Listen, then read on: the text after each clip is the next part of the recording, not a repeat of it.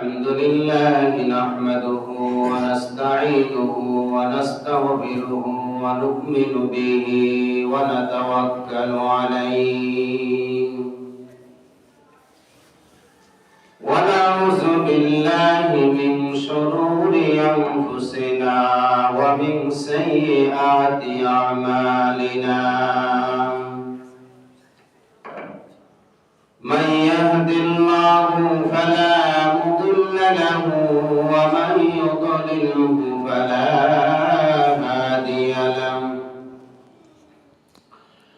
ونشهد أن لا إله إلا الله وحده لا شريك له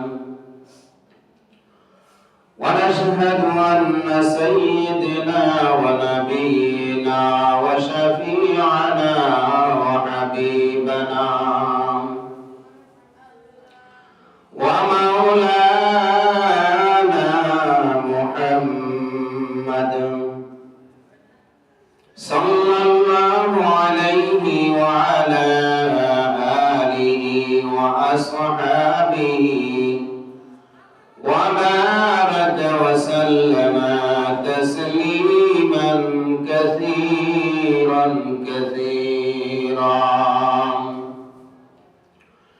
أما بعد فقد قال الله تعالى في كلامه المجيد والفرقان الحميد أعوذ بالله من الشيطان الرجيم بسم الله الرحمن الرحيم لئن شكرتم لأزيدنكم ولئن كفرتم من عذاب أليم وقال تعالى يا أيها الذين آمنوا اتقوا الله وكونوا مع الصادقين إن الله وملائكته يصلون على النبي يا أيها الذين آمنوا صلوا عليه وسلموا تسليما صلى الله على سيدنا محمد وآله وأصحابه وبارك وسلم بلغ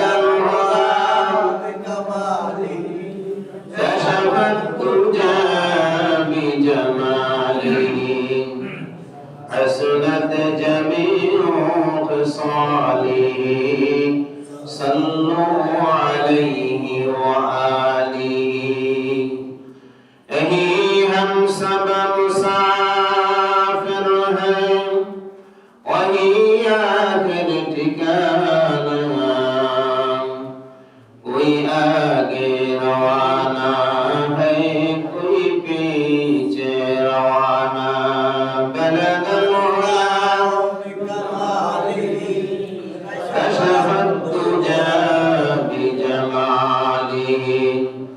حسنت جميع خصاله صلوا عليه وآله الحمد لله معزز مكرم সম্মানিত মুসল্লিয়ান ইজাম মহান আল্লাহ সুবহানাহু ওয়া তাআলা দরবারে লাখ কোটি শুকর ও সুজুদ যে মুনিব আমাদেরকে মাহে রজবের আখেরি জুমায় আল্লাহ তাআলার অগণিত গোলাম থেকে আল্লাহর ঘর মসজিদে সময় আসার বসার যিনি তৌফিক দিলেন ওই রব্বে কাবার দরবারে শুকরিয়া আদায় করছি আলহামদুলিল্লাহ আল্লাহ সুবহানাহু ওয়া তাআলা তার গোলামদেরকে এই জমিনে পাঠানোর পিছনে যে মাকাসিদ, বান্দা আল্লাহ তাআলার ইবাদত করবে, গোলামি করবে, বলে কতক্ষণ পর্যন্ত আল্লাহ তাআলার একজন গোলাম ইবাদত করবে, হাত্তা কে প্রত্যেকটি ঈমানদার আল্লাহ তাআলার শেষ নিঃশ্বাস ত্যাগ পর্যন্ত আমরা আল্লাহর গোলাম। আলহামদুলিল্লাহ।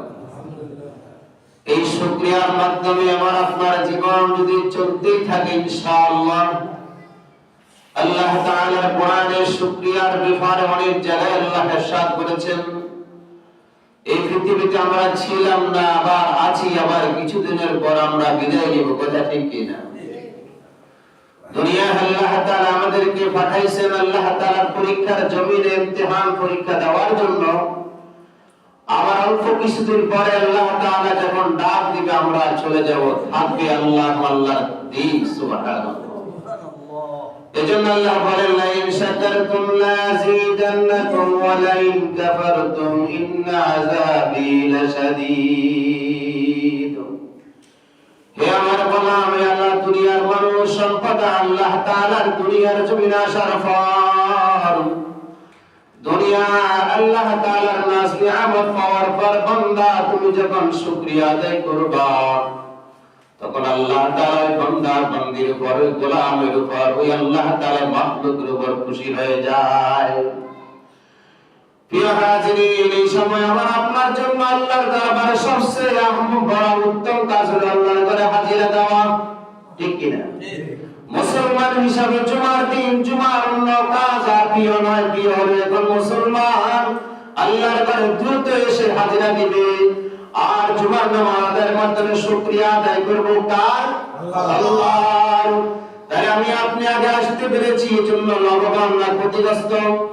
আলহামদুলিল্লাহ। কেমন লাভবান? কিয়ামতের ময়দানে নেক আমলের যখন অভাব পড়ে যাবে, আল্লাহর বান্দাদের অভাব পূরণ করার জন্য আল্লাহ তাআলা জীবন বৃত্তান্ত আমার আমলনামা তালাশ করবেন। ওই আমলনামার ভিতরে কোন দিন জুমার দিন আগে আসছেন, কোন ভালো কাজ আগে করছি, কোন দিন কার উপকার করেছি, কোন দিন কিভাবে সহযোগিতা করেছি, আল্লাহ তাআলা বাহানা তালাশ করে আমাকে আপনাকে মুক্তি দেওয়ার জন্য, জান্নাত নামক সম্পদের মালিক বানার জন্য ওসিলা তালাশ করবে। সুবহানাল্লাহ। আর আমি আপনি আগে আসি ঠকি নাই, আমি আপনি আগে আসি আল্লাহর দরবারে কবুলিয়ত হতে পারে। সুবহানাল্লাহ। এজন্য আল্লাহ তাআলার গোলাম হিসেবে আমি সব সময় শুকরিয়া আদায় করব। আয় আল্লাহ, জীবনটা তো অল্প সময়ের জন্য দিলাম, কিন্তু জীবনের ভিতরে তো তোমার অনেক পরীক্ষা তুমি বাজেট করে দিলাম। অল্প সময়ের ভিতরে শৈশবকাল, যৌবনকাল, বৃদ্ধকাল দান করলাম। আমার সব কালের হিসাবে তুমি আসমানের মালিক আমার থেকে নিবে না? প্রিয় হাজিরিন, এজন্য আমাকে আপনাকে আল্লাহ তাআলার দেওয়ার সময়কে সামনে রেখে কোন মাস আমার মতো অতিক্রম করছে খেয়াল করতে হবে, কোন মৌসুম যাইতেছে আল্লাহর মুখ খেয়াল করতে হবে। আমাদের এখন মাস যেটা চলছে জানুয়ারি, কিন্তু আসমানের মালিকের চাঁদের মাস হিসেবে কোন মাস? মাহে রজব। মাহে কত তারিখ আজকে? 23 তারিখ। 23 তারিখ মানে আসমানের মালিকের চাঁদের তারিখ উঠে 23 তারিখ। তাহলে বোঝা যায় কত জুমার আমাদের কথা মনে আসেনি? ভুলে গেছি। গত জুমা একটা দোয়া করেছিলাম, আল্লাহুম্মা বারিক লানা ফি রজব ওয়া শাবান ওয়া বাল্লিগনা রমাদান। আমাদের ইলম কম, আমাদের জ্ঞান শক্তিও কম, এজন্য আমাদের মনে থাকে না, আমাদের স্মরণ থাকে না, থাকে দুনিয়ার বিভিন্ন লালায়িত জিনিস। দুনিয়া কিভাবে সাজাইবো, কিভাবে চাঙ্গা করব, কার কিভাবে উপকার করব, কাকে কিভাবে ক্ষতি করব, সেই চিন্তায় আমরা ব্যস্ত।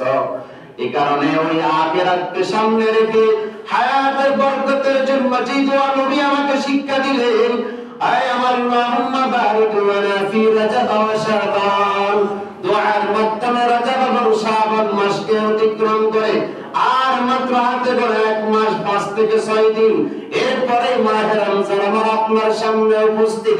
এজন্য মাহে রমজানকে সামনে রেখে গোলাম আমি আপনি শারীরিক মানসিক প্রস্তুতি গ্রহণ করার দায়িত্ব কি আছে নাকি নাই? আলহামদুলিল্লাহ। এই দায়িত্ব যদি আমার আপনার থাকে তাহলে ইমানদার সামনে রমজানের জন্য খুশি নাকি বেজার? আমার মনে হয় যারা ইমানদার, যারা নামাজি, যারা আল্লাহু আলাম, তারা কিন্তু অন্তরের মধ্যে একটা শান্তি কাজ করতেছে। কথা ঠিক কিনা বেঠিক? যদি আপনার আমার ভিতরে আল্লাহ এবং আল্লাহ রাসূলের যদি ভালোবাসা থাকে, আল্লাহ এবং আল্লাহ রাসূলের মুহাব্বত থাকে, তাহলে আমি দোয়ার মাধ্যমে রমজানের অপেক্ষায় থাকবো, ঠিক কিনা? আর হতবাদা কুফাল গোটা আল্লাহর কিছু গোলাম আছে, নামটা রাখছে সলিমুল্লাহ, নামটা রাখছে আব্দুর রহমান, নামটা রাখছে ভালো ভালো, কিন্তু তার জীবন আমলনামা তালাশ করে আল্লাহর আইন তার জীবনে পছন্দ লাগে না। তোমার ভালো নামে তোমাকে জান্নাত দেখাইবে না, তোমার আমলনামা তোমাকে সামনে কাজ দিবে। সুতরাং প্রিয় হাজিরিন, আমার আপনার জীবন চলার জন্য একমাত্র আসমানি কিতাব কোরআন সংবিধান। কথা ঠিক কিনা? আল্লাহ তাআলা বলেন কোরআন একজন গোলামের যদি সংবিধান যদি জীবনের সাথে ধারণ করতে পারো, ওই কোরআনের সাথে সম্পর্ক যদি যোগাযোগ বাড়াইতে পারেন, নিশ্চিত গোলাম আপনি যে ব্যক্তি হোক না কেন, আসমানের মালিকের দরবারে মাহে রমজানের গুরুত্বের কারণে, তারাবির গুরুত্বের কারণে, শাবান মাসের গুরুত্বের কারণে, রমজান মাসের গুরুত্বের কারণে, ভালোবাসা আল্লাহর সাথে থাকার কারণে তুমি সাধারণ গোলাম হলো আসমানের মালিকের দরবারে অনেক অনেক অনেক দাবি। সুবহানাল্লাহ। এজন্য প্রিয় হাজিরিন, কোরআনের কত জায়গা আমাকে বলছে, আপনাকে বলছে, ইয়া আইয়ুহাল্লাযীনা আমানু কু আনফুসাকুম ওয়া আহলিকুম নারা। আল্লাহ বলে আমার ইমানদার, নিজের বাঁচাও, তোমার আহলকে বাঁচাও, সমাজকে বাঁচাও, পরিবারকে বাঁচাও, দেশবাসীকে বাঁচাও। আছে না? আমার বানানো কোন তথ্য? আসমানের মালিক 1450 বছর আগে আমার নবী, আপনার নবী, কায়নাতের নবী, বিশ্ব মানবতার মুক্তির দূত মুহাম্মদুর রাসূলুল্লাহ সাল্লাল্লাহু আলাইহি ওয়াসাল্লামের মাধ্যমে আল্লাহ তাআলা জিবরাইল দিয়ে নাযিল করে দিয়েছেন। এই আয়াতের ধারাবাহিক যারাই ফলো করেন তারাই ধন্য হয়ে যান, যারাই মানেন তারা জান্নাতের মালিক হওয়ার ব্যবস্থা হয়ে যায়, যারা মানে না তারা জাহান্নামের সারার ভয় নাই। তাই প্রিয় হাজিরিন, গত জুমার একটা আলোচনার একটা অংশ ছিল, মনে আছে কিনা? যারা আল্লাহ তাআলার এই জমিনে আল্লাহর দ্বীন প্রতিষ্ঠার লক্ষ্যে, আল্লাহর দ্বীনকে কায়েম করার জন্য, নিজের আমলটাকে দুরুস্ত করার জন্য, 5টা কাজ থেকে বাঁচে থাকার জন্য ইশারা দিয়েছিলাম, মনে আছে কি? আল্লাহু আকবার, আল্লাহু আকবার। এই 5টা কাজ আজকে আবার স্মরণ করে দিচ্ছি। এই 5টা কাজকে যদি আমার আপনার জীবন থেকে দূরে রাখতে পারি, আর যদি বালাগুলা জীবনের সাথে সম্পর্ক বাড়াইতে পারি, নিশ্চিত আমি আল্লাহর গোলাম একজন পছন্দিদার, কোনো টেনশন না। 1 নম্বর হচ্ছে ওই 5টা জিনিস থেকে কি বড় ইমানদার মুশরিক জীবন সম্পৃক্ত থাকতে পারবে না। যারা আল্লাহর গোলাম, আল্লাহর ওয়ালা, তারা ইমানদারের উপর গুণের উপর গুণান্বিত হয়, আমানের সিফাতে সিফাতিত হয়। সূরা মুমিনুনের শুরু দিয়া কোরআনের মধ্যে মুমিনদের সিফাত আল্লাহ এক আয়াত করে দিয়েছেন, সুন্দর মতে বিস্তারিত করেছেন। তাহলে বোঝা যায় আমি যদি ইমানদার হই, মুশরিকের জীবন আমার কখনো সম্পর্ক থাকতে পারবে না। তাহলে শিরিক কাজ থেকে আমাকে আপনাকে বাঁচতে হবে। তার মানে আল্লাহ একজন, আল্লাহর সাথে অংশগ্রহণ করা কোন পৃথিবীর মানুষ থাকতে পারবে না। এই একজন আল্লাহ তাআলার পক্ষ থেকে কথা বাস্তবায়ন জমিনে প্রতিষ্ঠিত করার জন্য 16 লক্ষ নবী রাসূল, সমস্ত আন্দোলন ইসলামী সৈনিকদের আমার আল্লাহ একজন, আল্লাহর সাথে কোনো শরীক নাই। বাবা, এই রোগ যার কাছে থাকে তার ইমান থাকে না। এজন্য যার কাছে এই রোগ থাকে রমজানও কোন রোজা রাখি লাভ নাই। যার কাছে শরীর থাকবে আল্লাহর সাথে, সে কখনো সেজদা দিয়া কোরবান যদি কালো করে কোনো লাভ নাই। তার শিরিক মুক্ত ইবাদত আমার আপনার দরকার আছে নাকি? রমজান মাস আসতেছে, প্রিয় হাজিরিন, আমার কথার দ্বারা শিরক যাতে না হয়, আমার চলার দ্বারা শিরক যাতে না হয়, আমার আমলের দ্বারা যেন শিরক কাজ না হয়, তার আমি যদি এগুলো থেকে মুক্ত হতে পারি, আকুনিস্তিনাকা ইয়াকফিকাল আমালুল কলিল, নবী বলেন অল্প আমলেই নিজের জীবনের জন্য কি না। প্রিয় হাজিরিন, শিরক মুক্ত ইবাদত অল্প হলো আলহামদুলিল্লাহ। আর এই ইবাদতের মধ্যে আরেকটি রোগ আছে, বান্দার মধ্যে আল্লাহ তাআলা দুইটা জিনিস দান করেছেন, সেটা কি? একটা হলো বিনয়ী তাওয়াজু, আর একটা হলো সিরকাশি তাকাব্বুরি। মুফাসসিরিন কিরাম বলেন, তোমার জীবন যদি তাকাব্বুরির জীবন গ্রহণ করো, তুমি ধ্বংস।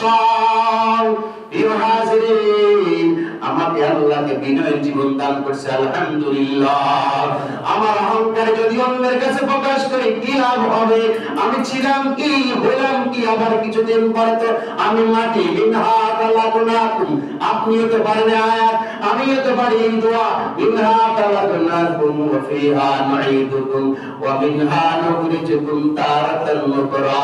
আমি মাটি ছিলাম, মাটি থেকে বানাইছে, কিছুদিনের জন্য জমিনে আমাকে পরীক্ষার জমিনে ফলাইয়া নির্ধারিত সময় আবার মাটি যেতে যায়, আমার আপনজন ছেলে আমাকে লাথি মারি মাটির নিচে দফন করে দেয়, লাঠি উপরে রাখে। রাখার কি কোনো সুযোগ আছে? এই রোগ থেকে আমাকে আপনাকে বাঁচতে হবে, অহংকারের জীবন দরকার নাই। প্রিয় হাজিরিন, 3 নম্বর বলছিলাম, আল্লাহ তাআলা বান্দাদের মধ্যে যে ব্যক্তির কাছে জুলুমের অবস্থান বেশি থাকবে, আল্লাহর জমিন থেকে গোলাম কখনো জান্নাতের নামক শান পাবে না। এজন্য জুলুম যারা করে, হত্যার কাজ যারা করে, এই দেশের স্বৈরাচার সরকার হত্যা করে পতন হয়েছে, হয় নাই, এই পতনের খুঁজে জাহান্নামেও যারা কি হয়ে গেছে, দুনিয়ার শত্রু হয়ে গেছে। প্রিয় হাজিরিন, আমার জীবনের আমলের কারণে আমি যেন হত্যাকারী না হই, কথা বলেন ঠিক কিনা? আমার দ্বারা একজন মুসলমান হত্যাকারী যদি হয়, আমি চিরন্তন শত্রু হয়ে গেলাম। লা ইয়াদখুলুল জান্নাতা কাত্তাত, নবীর হাদিস, যে হত্যাকারীর সাথে সম্পর্ক, এরা জান্নাতের গ্রাম পাবে না, জান্নাত দূরের কথা। প্রিয় হাজিরিন, আমার আপনার জীবনে জুলুম করার জন্য কোনদিন থাকবো না, মাজলুম হব, বিনয়ী হব। বৈষম্য আন্দোলনের থেকে আমার আপনার শিক্ষা বহুত কিছু রয়েছে। যুবকেরা জীবন বাজি করিয়া বাংলার এই মানচিত্রকে সুন্দর করে ইসলামের জন্য একটা উপযোগী একটা জায়গা করেছে। যারা ইসলামের জন্য কাজ করবেন, করতেছেন, আলহামদুলিল্লাহ। আপনি আখিরাতের জন্য করবেন, কাউকে দেখানোর জন্য নয়। প্রিয় হাজিরিন, এই আমলগুলোর মাধ্যমে আমাকে আপনাকে দুইটা গাইডলাইন নিতে হবে। একটা হলো, আল্লাহ আমাকে তুমি বিনয়ের জীবন দান করো, দোয়ার মাধ্যমে নিজের জন্য দোয়া, সমাজবাসীর জন্য দোয়া, দেশের জন্য দোয়া, উলামায়ে কেরামের জন্য দোয়া। আর দোয়ার মাধ্যমে আল্লাহর কাছে ভালো কিছু চাওয়া পাওয়া এবং ক্ষমার লক্ষণ আমার কাছে থাকা, এটা বহুত বড় একটা যোগ্যতা। আজকে আমার কাছে ক্ষমা নাই, আমি কেই হয়ে গেলাম। না না না, আমার আল্লাহ তো গোলামকে ক্ষমা করে দেন, তুমি কিসের আবার ক্ষমাকারী? এজন্য সন্তান বাবাকে ক্ষমা করে দিবে, বাবা সন্তানকে ক্ষমা করে দিবে, মসজিদের ইমাম মুসল্লিকে ক্ষমা করে দিবে, ইমাম সাহেব মুসল্লিকে ক্ষমা করে দিবে। যদি ক্ষমা না করেন তো মনে রাখেন, ক্ষমাকারী বলেন না, আদর্শবান জীবন আপনার কাছে নাই। ইন্তেকালের পরে হিসাব নিকাশের আমলনামায় যদি আল্লাহ তাআলা তলব করে, তখন আপনি ক্ষতিগ্রস্ত হয়ে যাবেন। এজন্য আমাকে আপনাকে অবশ্যই আমাদের জীবনে অবশ্যই ক্ষমার লক্ষণ থাকতে হবে, কথা ঠিক কিনা? আজকের আলোচনা থেকে আরেকটা টিপস দিচ্ছি, ছোট্ট একটা টিপস, সেটা হলো আল্লাহর জমিনে কোরআনের মাধ্যমে মুসলমান জীবন চলার মধ্যে বড় একটা খুশি হলো কি, দুনিয়ার মানুষ ইনকাম করা, ইনকাম জন্য ইনকাম, ব্যবসা বাণিজ্য করা। মানুষ ব্যবসা বাণিজ্য করে, রুটি রুজি করে, একটু ভালো কিছু খাওয়ার জন্য। সামনে রমজান মাস আসতেছে, মুসলমানদের ইমানদারদের বড় ব্যবসায়ের কারখানার সময় আসতেছে, কথা ঠিক কিনা? ওর মাথা না মনে কষ্ট নাকি? সামনে রমজান মাস আসতেছে, এক একটা মানুষ ফরজ নামাজ আদায় করে 70,000 ফরজের সওয়াব অর্জন করবে। একটা নফল নামাজ পড়ে 70,000 ফরজের ডাবল পাবে। প্রিয় হাজির, আল্লাহর খাজানার অভাব নাই। তার সামনের মৌসুমের জন্য আমাকে প্রস্তুত করতে হবে। সেই আখিরাতের জন্য যেরকম ব্যবস্থা আছে, দুনিয়াতে সন্তান ছেলে মেয়ে রুজি করার জন্য, রুজির জন্য আপনি আপনার জায়গায় কত মেহনত আছে নাকি? আল্লাহু আকবার। এজন্য মেহনত করতে যাই, যারা আখিরাত ভুলে যায় এরা তো বালবোড়া। মেহনত করে দুনিয়া কামাইতে যাই, যারা আখিরাত ভুলে তা সবচেয়ে বড় বন্যা পথভ্রষ্ট। প্রিয় হাজিরিন, পৃথিবীর মধ্যে বাংলাদেশের মধ্যে ফলো করেন অনেক আলেম আছে, ব্যবসা বাণিজ্য করে কোটি টাকার মালিক, কিন্তু ওই গোলামের দ্বারা এক ওয়াক্ত ফরজ নামাজ কাজা হয় না। আমি কোটি টাকার মালিক, আমি ইঞ্জিনিয়ার, আমি কেন করতে নামাজ পড়তে সময় পাই না? অথচ এই মাসে আল্লাহর নবী আসমান পর্যন্ত চাইয়া আল্লাহর দরবার থেকে 5 ওয়াক্ত নামাজের কাহিনীটা আপনারা জানেন, বলার দরকার নাই। কিভাবে নামাজটা নিয়ে আসছে? সত্য এই নামাজটা নিয়ে আসছে দাপে দাপে কমাইতে কমাইতে মুসা নবীর মাধ্যমে আল্লাহ 5 ওয়াক্ত নামাজ দিয়েছে।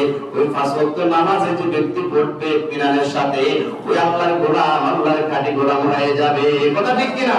তাহলে আখিরাতের ব্যবসা ঠিক থাকবে, দুনিয়ার ব্যবসা ঠিক পাবে। এখন আসেন, আপনি ব্যবসা করবেন, আপনার ব্যবসায় দোকানে পুঁজি দিবেন, আমিও তো আখিরাতের জন্য পুঁজি দিব, আপনিও পুঁজি দিবেন। দুনিয়ার এক ব্যবসা, দুনিয়ার চাকচিক্য জীবনকে সাজানোর জন্য। আখিরাতের ব্যবসা 5 ওয়াক্ত নামাজের প্রথম সারিক, ঠিক না? আল্লাহু আকবার। নবী বলেন যে ব্যক্তি 5 ওয়াক্ত নামাজ ইত্মিনানের সাথে পড়বে, খুশুখুশুর সাথে পড়বে, সে জান্নাতের রাস্তা সাবি পেয়ে যাবে। সুবহানাল্লাহ। আর যে ব্যক্তি ইচ্ছা করে পড়বে না, মুতাআম্মিদান ফাকাদ কাফারা, নবীর হাদিসের অংশ, কেউ যদি ইচ্ছা করে ফরজ নামাজ তরক করে দেয়, সে কাফের হয়ে গেল। আমার কথা কি মিথ্যা? আলেম আছেন এবং আপনি যখন আলেমদের সাথে এটা গবেষণা করে নেবেন। কেউ যদি মুতাআম্মিদান ইচ্ছা করে নামাজ তরক করে দেয়, কোন উযর ছাড়া, কোন কারণবশত, সে কাফের হয়ে যাবে। আমরা ছোট ইমানদার, দুর্বল, আমরা মেহরাব থেকে যদি আপনাকে বলি আপনি এক সপ্তাহ নামাজ পড়েন নাই, মুসলমান নয়, আপনি কাফের, পরের দিন আমার বিরুদ্ধে অন্ধকারে অস্ত্র নিয়ে আমাকে হত্যা করার চিন্তা করবেন। এজন্য আমরা ডাইরেক্ট বলি না, আমরা আলেমুল আমার কৌশলে বলি, বাবা আসেন, ইহদিনাস সিরাতাল মুস্তাকিম, বাবা আসেন, সত্যের পথে আপনাকে ডাকতেছি। আপনি তো সূরা ফাতিহা বলেন, ইয়াকা না'বুদু ওয়া ইয়াকা নাস্তাইন, আল্লাহ আপনার কাছে সাহায্য চাই, আপনার কাছেই আপনার ইবাদত করি আপনি বলেন। কিন্তু আপনি এটা মসজিদ থেকে বাইরে হওয়ার পর আপনার দরকারে আর আখিরাতের চিন্তা থাকে না। প্রিয় হাজিরিন, তাহলে আমাকে আপনাকে দুইটা সিদ্ধান্ত নিতে হবে। আখিরাতের ব্যবসা নিতে হবে, দুনিয়ার ব্যবসা নিতে হবে।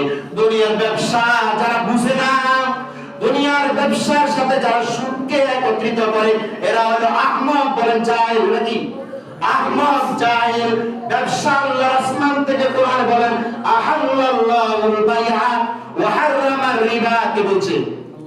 আল্লাহ ব্যবসাকে আল্লাহ হালাল করেছেন আর সুদকে হারাম করেছেন।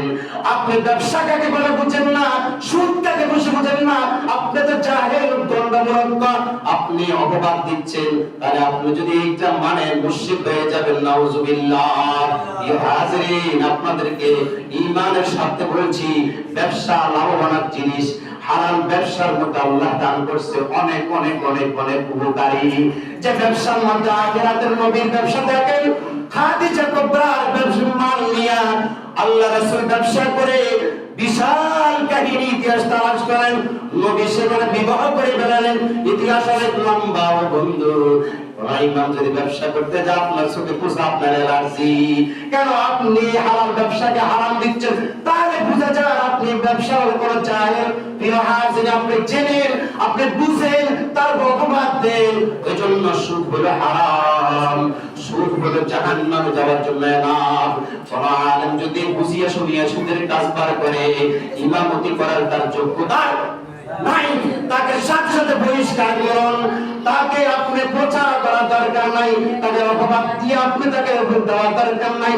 শারীরিক ভিত্তিতে যদি তার কাছে যোগ্যতা থাকে, তওবা করার জন্য তাকে হাজির বাস করুন, মানে তাকে আপনার প্রত্যাখ্যান করুন। তার পিছে ইক্তেদা করলে আপনার নামাজ হবে না। এজন্য প্রিয় হাজিরিন, আমি আপনাকে ছোট্ট উদাহরণ দিচ্ছি। ব্যবসা হালাল, একজন রিকশা চালক ব্যবসা করার অধিকার দিয়েছে কে? আল্লাহ, কোটি কোটি মানুষ যারা গণাত্ম ব্যক্তি, অনেক টাকার মালিক, ব্যবসা করবে, আল্লাহ দান করছেন। ইমাম সাহেব ব্যবসা করার অধিকার দান করছে কে? আল্লাহ। তার ইমাম সাহেব আমাদের পাশাপাশি কিছু করলে আপনার এলার্জি, এটা আপনার চরিত্রের অবৈধতাস। ইমাম সাহেব করবে কারণ আপনাদের মসজিদে যে ইমাম থাকে, আপনার এই মসজিদে যে ইমাম থাকে, মনে রাখবেন এই ইমাম কারণ কি জানেন? ব্যবসা কি ধারণ কেন শিখছে? বাংলাদেশ সরকার ইসলামী ফাউন্ডেশন যখন ট্রেনিং দিয়েছে ইমাম সাহেবকে, ইমাম সাহেব চিন্তা করলো আরে খালি সত্তর বাড়ি খারাপ গাইয়া খালি ফেটকে বলা করবে আর সমাজে কোনো অবদান রাখবে না, খালি ঘুমাইবে। আমার এই 17 বছরের কষ্টের বিনিময়ে আপনাদের থেকে 7-8 হাজার টাকা হাদিয়া, বলেন না দ্রব্য মূল্যের দাম কত ঊর্ধ্বগতিতে, কিভাবে আপনি ইমাম সাহেব 7-8 হাজার টাকা দিয়ে চলবে? এজন্য ইমাম সাহেব চিন্তা করলো না রে আরো কিছু করি, চিন্তা করলাম কিছু করলে নিজেও লাভবান, আমার দ্বারা সমাজবাসীও লাভবান। কারণ ইসলামী ফাউন্ডেশন ট্রেনিং দিয়েছে ইমাম সাহেব আপনি কেন মুরগি পালে সেটা শিখেন, ইমাম সাহেব আতামের ডাক্তারি গীতও শিখেন, সবগুলি শিখাইছে। কাজ প্রয়োগ করতে গেলে আপনারা রাজি। এজন্য প্রিয় হাজিরিন, খবরদার যদি এই চরিত্রটা আপনার মন সংকীর্ণ, আপনাকে উদার, আপনার যদি আপনার সমাজের ইমাম যদি একজন ট্রেনিং প্রাপ্ত ইমাম হয়, তার যারা যদি আপনি উপস্থিত দেওয়ার তিনি কোনো অসুবিধা আছে? তাহলে বলেন তো দেখি, সুদ শরীয়ত ভিত্তিক হারাম, ব্যবসা শরীয়ত ভিত্তিক জায়েজ, আপনিও করবেন, কোন সহযোগিতা করে ইমামকে দিবেন, আপনিও নিবেন। তাহলে ইসলামী ফাউন্ডেশনের ইমাম হিসাবে আমি আলহামদুলিল্লাহ আপনাদের দোয়ায়, আপনাদের সহযোগিতায় বাংলাদেশ ইসলাম ফাউন্ডেশন 4 নম্বর ওয়ার্ডে 12টি মসজিদ আছে। কয়টি? 12টি মসজিদের কোন ইসলামী ফাউন্ডেশন থেকে, সরকার থেকে কোন যদি তথ্য লাগে, আমি অদম থেকে বাস্তবায়ন হয় ইনশাআল্লাহ। যদি সামনে হয় আমার দ্বারা হবে, অন্য কোনো ব্যক্তি দ্বারা হবে, হয়তো রাখবে। তাহলে ইসলামী ফাউন্ডেশনের এই যে একটা কেন্দ্র আছে আলহামদুলিল্লাহ, মাত্র 2টা কেন্দ্র, পুরা ইউনিয়নের মধ্যে 11টা কেন্দ্র, মসজিদ পুরা ইউনিয়নে কয়টা কেন্দ্র? তাহলে বুঝে থান আপনার এখানে কেন্দ্রটা আসার কারণে আপনার ছেলে সন্তানের প্রতি নাকি উপকার। আপনি তো অল্প কিছু হারিয়ে দেন, কারণ সমাজ দুর্বল হইতে পারে। মসজিদের চাঁদা দিয়া মসজিদের ইমামকে স্বাবলম্বী করবে এই চিন্তা চেতনা কারণ নাই, কমিটির নাই। কমিটির বাবা এত টাকা দেওয়া যাবে না, থাকলে তাকে মনে চলে যান। এই যে একটা শব্দ সব জায়গাতে আছে, থাকলে তাকে মনে চলে যান। সুতরাং ইমাম সাহেব চিন্তা করলো আরো কিছু, আল্লাহ তাআলা 70 বার ইসলামকে হায়াত ইন্তেকালের পরে কবরের মধ্যে যাচাই দাঁড় করো। উনি আমি যখন 9 সালে আসি, হুজুর কেন চলে যাবেন? হুজুর আমি বলছি 2000 টাকা আমার কিছু না, একটা মাদ্রাসা আছে দেখেন, আমি চন্ডীপুর মাদ্রাসা যাইয়া দেখি আল্লাহু আকবার বিশাল কারখানা, সেইখানে খেদমত হয়। এই 2টা খেদমতের উসিলা আল্লাহ এখন আপনাদের খেদমতের সুযোগ দিয়েছেন, বলেন না আলহামদুলিল্লাহ। যেটা আল্লাহ 70 সালে ইসলাম ফাউন্ডেশন আরেকটি সুযোগ করো আলহামদুলিল্লাহ। যতদিন বয়স বাড়ে, আগে ছিল আমার 2 পা, আপনাদের এখানে কি কয় ভাই আসছি আমি? 2 ভাই মানে 2 পা, বিয়ে করলাম 4 ভাই, সন্তান হইল আরো 6 ভাই, 10 পা 12 পা আমার এখানে, আমার মা বাবা আরো পা, ভাই আবার আত্মীয় স্বজন, সব কিছু মিলে আমার পা বাড়ার কারণে 7000 সীমিত থাকবো না, 30,000 লাগবে। মানুষ কষ্ট নিয়ে কথা কইয়েন, তাহলে আমাকে 30-40 খরচ যখন আছে বাড়াইতে হবে, এটা জায়েজ সুরের দরকার। আল্লাহ বলছে তুমি বসে থাকিও না, মেহনত করো। তাহলে আপনারা কেন এলার্জি?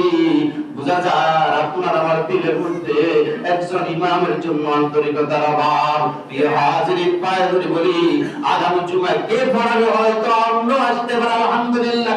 আমি যদি আগামীকাল মারা যাই, আসবেন একজন? তো আমি যদি পরিবর্তনের কোনো লাভ নাই ওয়ালা হুম ইয়াহজানুন, আল্লাহর এই মেহরাব 17 বছর দায়িত্ব থাকার কারণে যদি আমি কোনো কথায় আপনাদের কষ্টে মাপ চাই ওঠেন, প্রিয় হাজিরিন, এর জন্য আপনাকে আমাকে আখিরাতের চিন্তা রাখে সব সময় অন্যের সমালোচনা না করে নিজের জীবনটাকে সাজান। আখিরাতের চিন্তা এত ভয়াবহ, আমার ভয় লাগে, কারণ আপনি তো জাহেল, ওলিমের আমল নাই। উলামায়ে কেরাম বেশি আখিরাতকে ভয় পায়, আল্লাহর সত্যকে ভয় পায়।